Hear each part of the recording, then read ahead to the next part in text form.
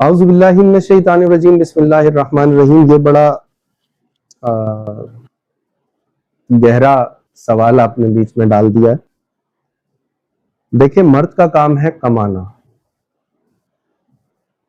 یہ جو گھروں میں لڑائی جھگڑے فتنے اور یہ جو ساری چیزیں ہیں یا جو علیحدگیاں اور گھر ٹوٹ رہے ہیں، اس میں سمجھتا ہوں کہ دونوں پارٹنرز کو چاہیے کہ اپنے اپنے رول کو سمجھیں کہ ان کا رول کیا ہے، ان کا کریکٹر کیا ہے۔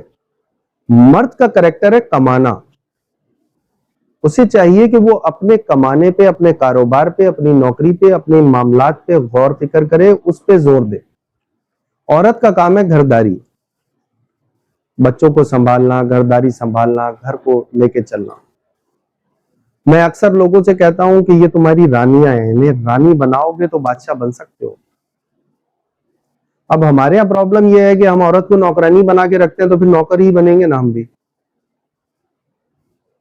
اگر آپ چاہتے ہیں کہ آپ بادشاہ بن جائیں تو پہلے انہیں رانی بنائیں۔ اور وہ چاہتی ہیں کہ رانی بنے تو شوہر کو پہلے بادشاہ شوہر کو بادشاہ بنائیں۔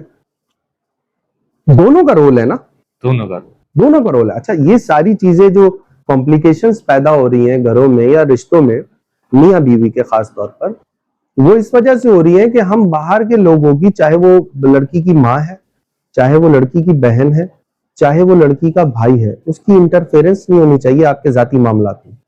یعنی آپ کے گھر کے معاملات کے اندر آپ کے بچے کیا پہن رہے ہیں، آپ کے بچے کیا کھا رہے ہیں، آپ کے بچے کیا پی رہے ہیں، یہ آپ دونوں کی درمیان ہی رہنا چاہیے۔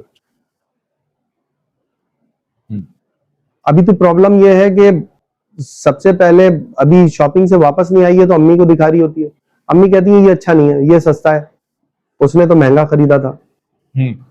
تو میں اپنی بہنوں کو، بیٹیوں کو یہ مشورہ دوں گا کہ اپنے ذاتی معاملات میں قطعاً اپنے گھر والوں کو انٹرفیرنس نہ کرنے دیں۔ جو ہے، دال ہے، روٹی ہے، اسے سکون سے اپنے گھر میں کھائیں، اور کسی کو نہ بتائیں آپ نے دال کھائی ہے، اور کسی کو نہ بتائیں کہ آپ مٹن کھا رہے ہیں۔ ٹھیک ہے نا؟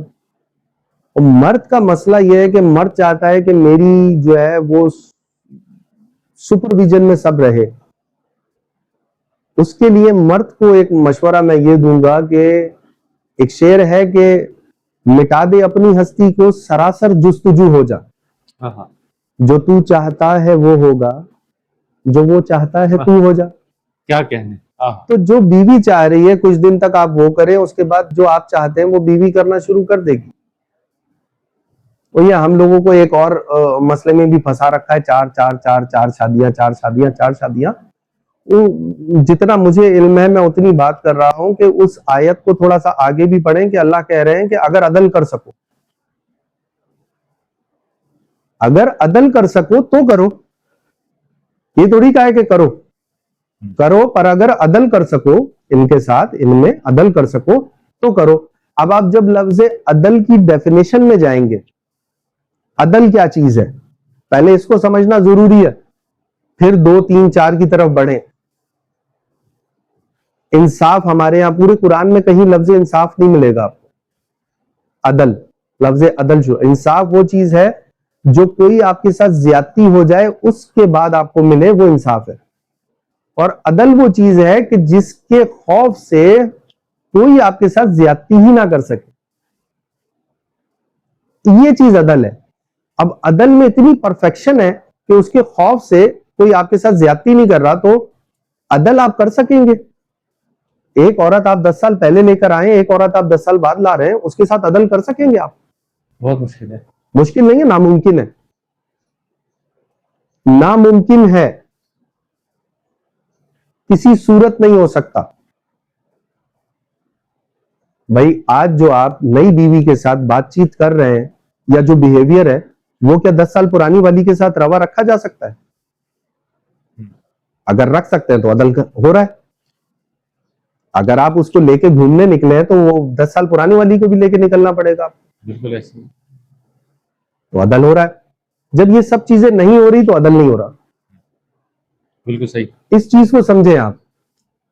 باقی لوگوں کے اپنے فیصلے ہیں، کوئی 2 کرے، 4 کرے، 6 کرے، 8 کرے، وہ اس کا اپنا فیصلہ ہے۔ لیکن میں یہ سمجھتا ہوں کہ عدل کرنا ناممکن ہے. عدل ایک بہت ہی کبھی چیز کا نام ہے اور وہ پاسبل نہیں ہے. ہم لوگ اصل میں کسی چیز کو پوری طرح پراپر پڑھتے نہیں ہیں, سمجھتے نہیں ہیں. تو گھروں میں جو یہ سارے معاملات, یہ ساری چیزیں ہو رہی ہیں, خدا را دوسری تیسری اور چوتھی کے چکر میں نہ پڑیں. جو اللہ تعالیٰ نے دی ہے اللہ تعالیٰ کا شکر ادا کریں. بہت اچھی ہے, بہت بہترین ہے. اللہ نے جو آپ کے نصیب میں رکھی ہے اس کے ساتھ خوش و خرم رہیے. اپنے گھر کے ماحول کو بہتر بنائیں. یہ آدھے سے زیادہ جو بیماریاں اور معاملات ہیں یہ آپ لوگوں نے خود پیدا کر رکھے ہیں.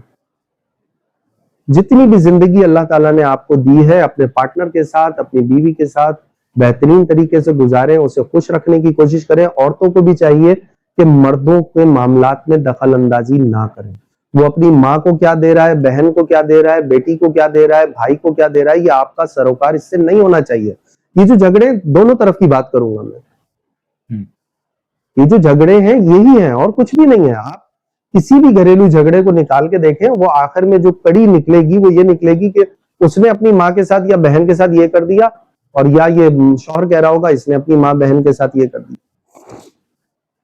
اس کا بہترین نسخہ میں نے آپ کو دیا ہے. مرد بنے, اس کا کام ہے کمانا, وہ کمانے پہ زور.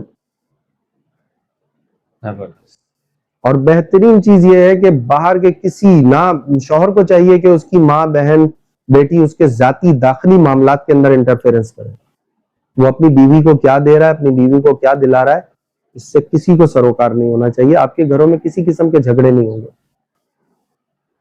اللہ رب العزت بہت بہترین معاملات. اچھا, میں آپ کو ایک چیز اور بتاؤں کہ اگر آپ کے گھر میں عورت خوش ہے, اگر آپ کے گھر میں عورت خوش ہے, آپ کے رزق میں فراغی ہو جائے گی, فراوانی ہو جائے گی. لیکن اب اس کا یہ بھی مطلب نہیں ہے کہ عورت اپنی ناجائز چیزوں پہ خوش ہونا شروع کر دے, غیر ضروری چیزوں پہ خوش ہونا شروع کر دے. وہ بھی دیکھے کہ میرے شوہر کی کیپیسٹی کیا ہے. پھر جب وہ خوش ہوگی تو اللہ تعالیٰ برکت دیں گے اور اس برکت سے آپ معاملات بہتر کر سکتے ہیں. صحیح.